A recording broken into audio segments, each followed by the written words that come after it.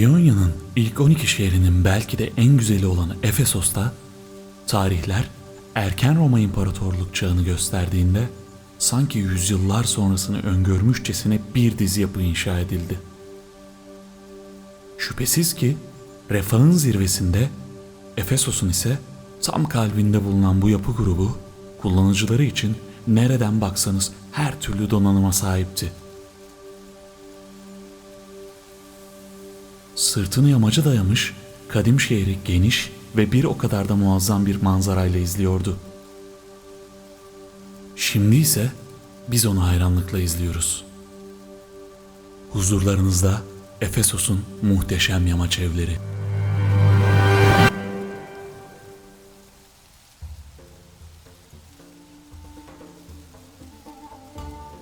Güneyinde bulunan Koresus Dağı'nın yamacına inşa edilmiş bu şahane yapı grubu, kuzeyde ise şehrin ana arterlerinden biri olan Kurates Caddesi ile buluşuyordu.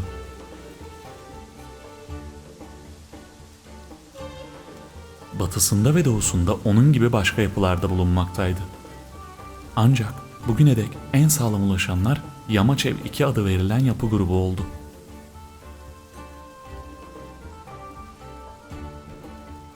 Elbette Yamaç Ev 2'ye ve diğer evlere ulaşım, onların arasında bir sınır vazifesi gören merdivenli sokaklarla sağlanıyordu. Eğer o dönem Kuretler Caddesi'nden Yamaç Evlere doğru tırmanmaya niyet etseydiniz, sizi karşılayan ilk şey tabernalar olacaktı. Zira Yamaç Evlerin Kuretler Caddesi ile birleştiği noktada dükkan ya da meyhane olarak hizmet veren bu yapılar bulunmaktaydı.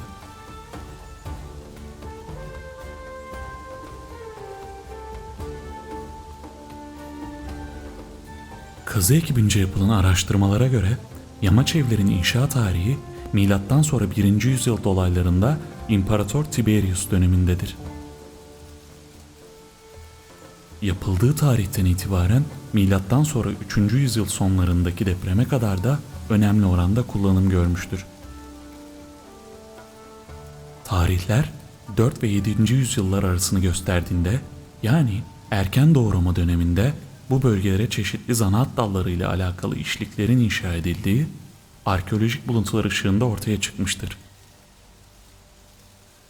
Araştırmalara göre burada metal obje ve mermer atölyeleri gibi dükkanların yanı sıra bir de değirmen inşa edilmiştir. Bu bağlamda şehrin yavaş yavaş önemini kaybedip terk edilmesine kadar bu alanın aktif bir şekilde kullanılmış olduğunu söylememiz yanlış olmaz. Terk edilen şehrin bazı bölgelerinin üstünü yavaş yavaş örten toprak, Yamaç Evlerinde üstünü örtmüş ve tamamen kapatmıştı.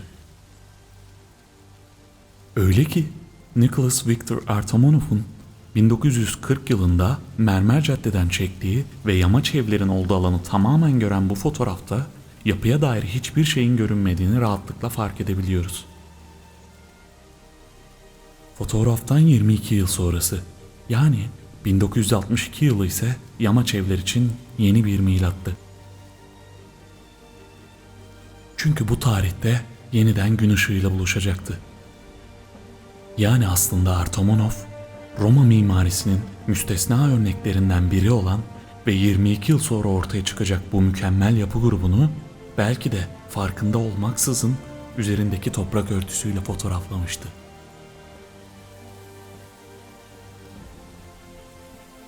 Yamaç Evlerin bulunduğu konum itibariyle kullanıcı profilini tahmin etmenin çok da zor olmadığını düşünüyoruz. Zira yakınında bulunan Celsius Kütüphanesi, Devlet Agorası, Hadrian Tapınağı, tiyatro, Kuretler Caddesi, Pürteneum gibi şehrin önemli öğelerine yakın oluşu, Yamaç Evler'de kentin ileri gelenlerinin barındığına dair önemli bir kanıt olarak görülebilir. İç mekandaki lüksü de dikkate aldığımızda bu evleri kullananların varlıklı insanlar olduğuna dair hiçbir şüphe kalmadığını rahatlıkla söyleyebiliriz. Zengin Efesosluların burada sadece barınmadığını, aynı zamanda misafirlerini ağırladıklarını müşterileriyle görüşmelerini yaptıklarını araştırmalar sonucu edinilmiş bilgilerden görebiliyoruz.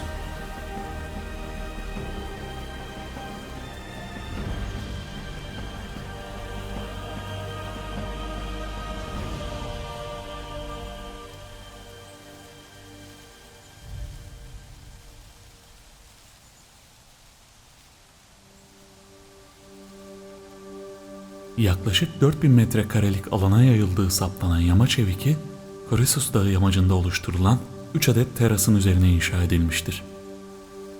Orijinal planında 6 adet evin bir arada olacağı şekilde tasarlandığı saptanan bu yapı grubunun zorunlu ya da keyfi sebeplerden dolayı çeşitli tadilat ve dekorasyon evrelerinin olduğu açıkça görülmektedir.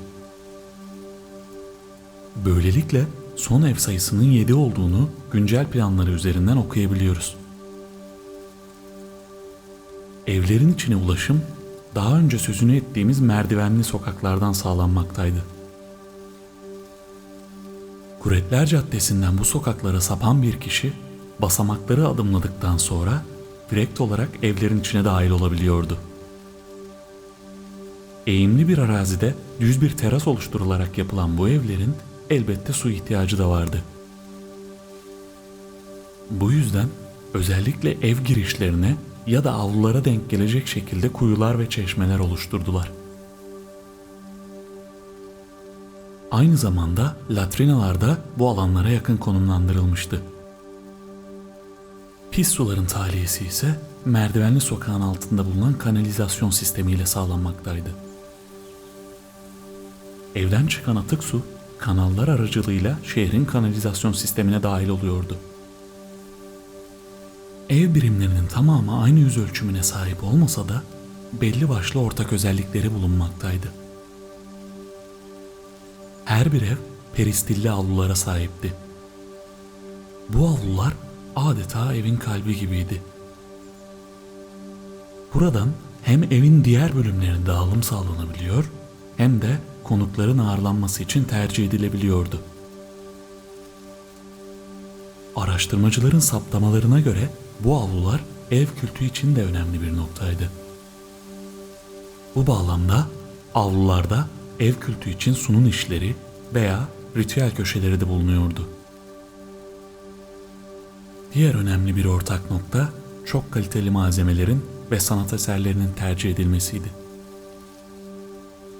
Buna göre muhteşem mermerler, her biri birbirinden güzel freskler ve şahane mozaikler neredeyse her evde kullanılmıştı. Bugün bu alan ziyaret edildiğinde rahatlıkla görülebilir ki tüm bu tasarım öğeleri yaşadığı her türlü badireye rağmen ziyaretçilerini hala hayran bırakmaktadır.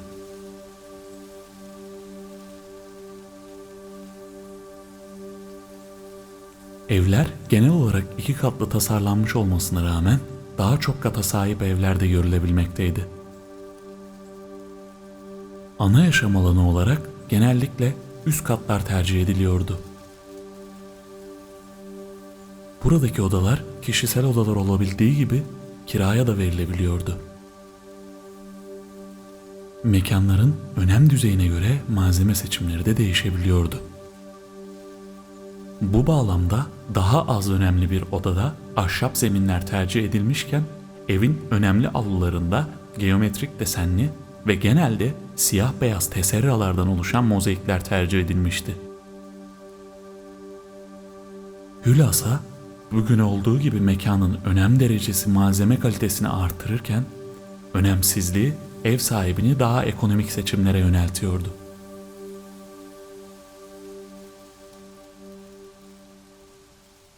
Yedi ev birimini ayrı ayrı değerlendirmek yerine bu birimler arasından hemen hemen hepsinin sahip olduğu fonksiyonları bir arada bulunduran en görkemli evi ele alıp bu ev üzerinden Yamaç Ev 2'nin genel mimarisini konuşalım. Bu doğrultuda yamaç evlerin en önemli ve en büyük birimi olarak düşünebileceğimiz yapı 6 numaralı evdi. Aslında ilk inşasında o kadar da büyük olmadığı saptanan bu ev, araştırmalara göre milattan sonra 2. yüzyıl dolaylarında bu boyutlara ulaşmıştı. Bu ev yaklaşık 950 metrekarelik bir alanı kaplamaktadır. tasarım dilinin zenginliği ve kapladığı alanın genişliği aslında ne kadar büyük bir öneme sahip olduğuna dair şüphesiz önemli bir mesajdır. Öyle ki burası bir imparator sarayı olarak da düşünülmektedir. Bugün bu müzeyi ziyaret eden bir ziyaretçi aslında alana ilk girişini 6 numaralı evin orijinal planına göre neredeyse orijinal giriş kısmından yapmaktadır.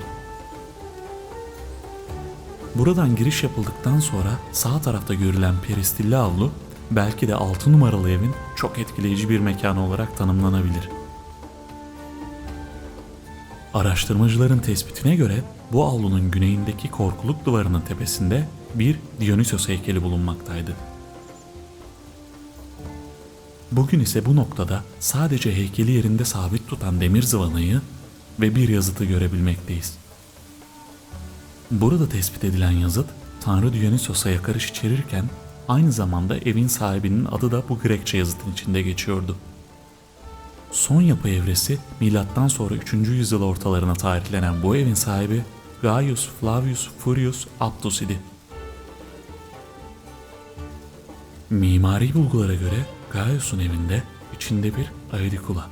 Aedikula'nın yanında kitap dolapları ve aynı mekan içinde oturma alanları da içeren bir kütüphanesi ya da ev arşivi olarak tanımlanan mekan bulunuyordu.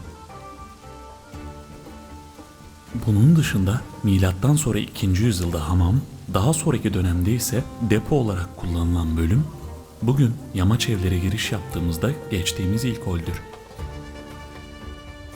Bu bölümde hamama ait hipokaus sisteminin yanı sıra duvar içine işlenmiş ve ısıyı ileten künklerin oluşturduğu kalorifer sistemini de görebiliyoruz.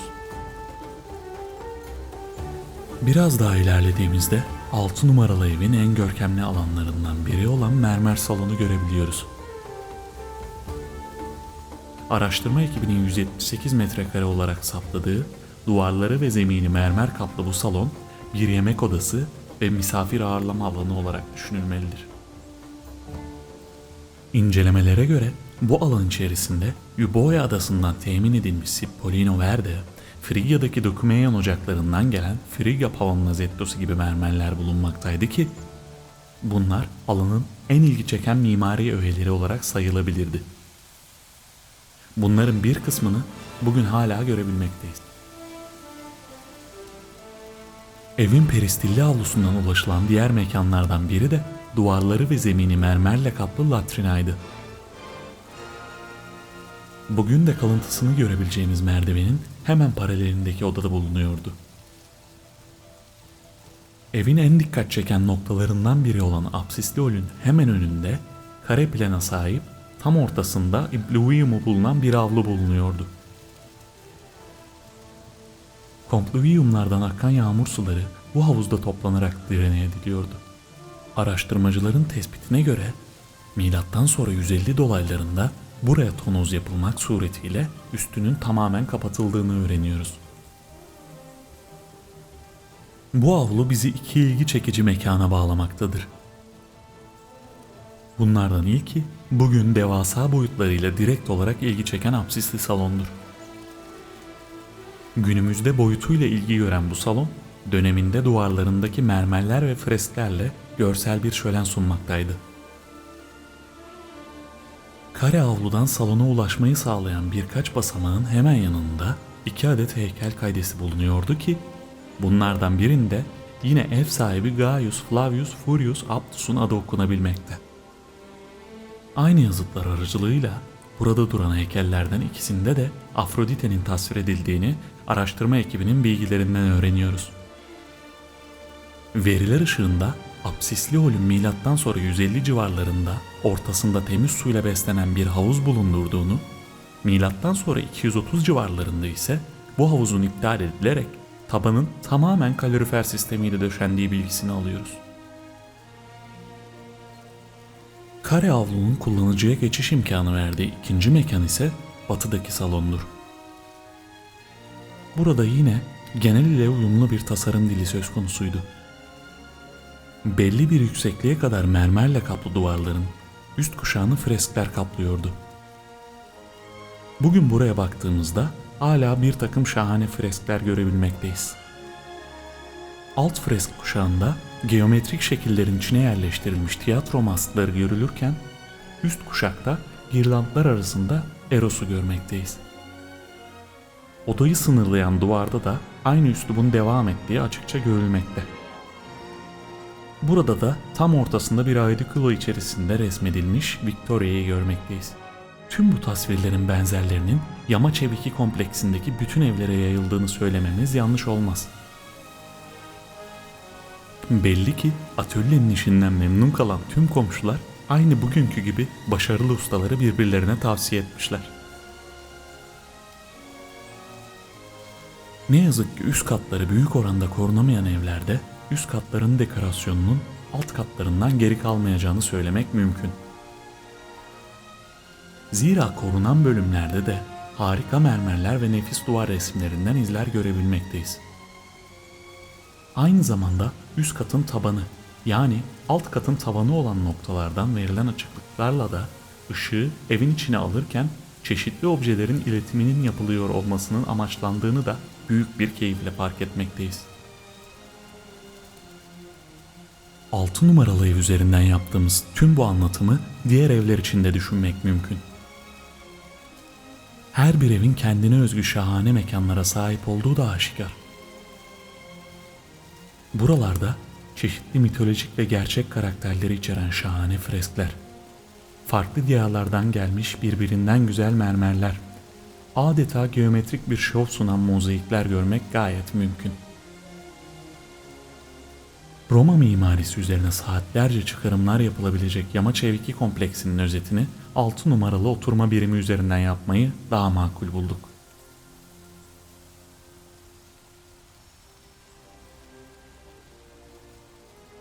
Başta deprem olmak üzere çeşitli sebeplerden dolayı çeşitli zamanlarda güncellenen ve toprağın koruyucu örtüsüyle sarması sonucu günümüze ulaşabilen bu şahane yapı kompleksinin bugünkü halinde olması çok kolay olmadı.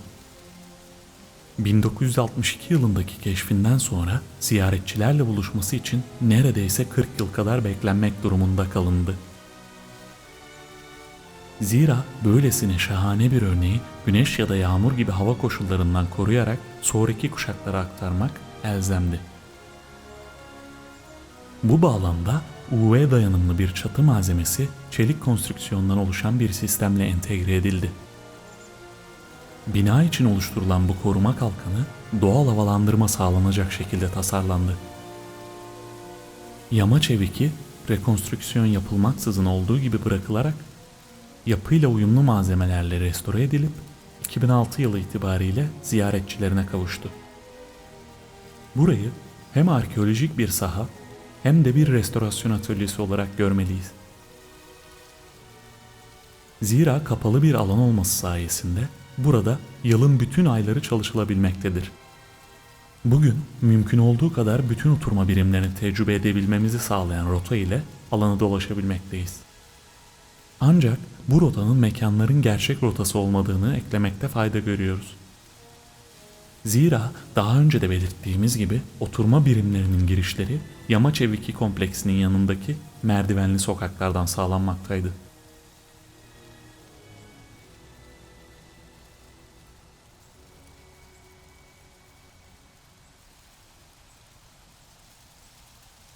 Ülkemizde bulunmasından kesinlikle gurur duymamız gereken bu kadim yapıyı koruyarak sonraki kuşaklara aktarmaktan geri kalmamamız gerektiği çok açık. Roma konut mimarisi üzerine bize çok büyük dersler verdiği de aşikar Yamaçeviki'nin. Bunu yapının çeşitli yaşam evrelerindeki doğrulardan ve yanlışlardan görebiliyoruz. En mühimi yanlışlarında ısrar etmeyip doğruya yöneldiklerini de görüyoruz. Biz burada bir bebeğin büyüyüş gülücüklerini, bir ailenin misafir gelmeden önceki tatlı telaşını, bir kölenin sessiz özgürlük yakarışını, havuzda yüzen bir balığın kısa hafızasını, bir evde güzel bir iş yapan ustanın bir başka evden teklif alış mutluluğunu, riyakar bir iş adamının ticari oyunlarını, masum çocukların koridordaki koşuşturmalarını görüyoruz. Biz burada hayata dair her şeyi görüyoruz. Efesos'un unutulmayacak bir hikayesini hissediyoruz. Sizi de çağırıyoruz.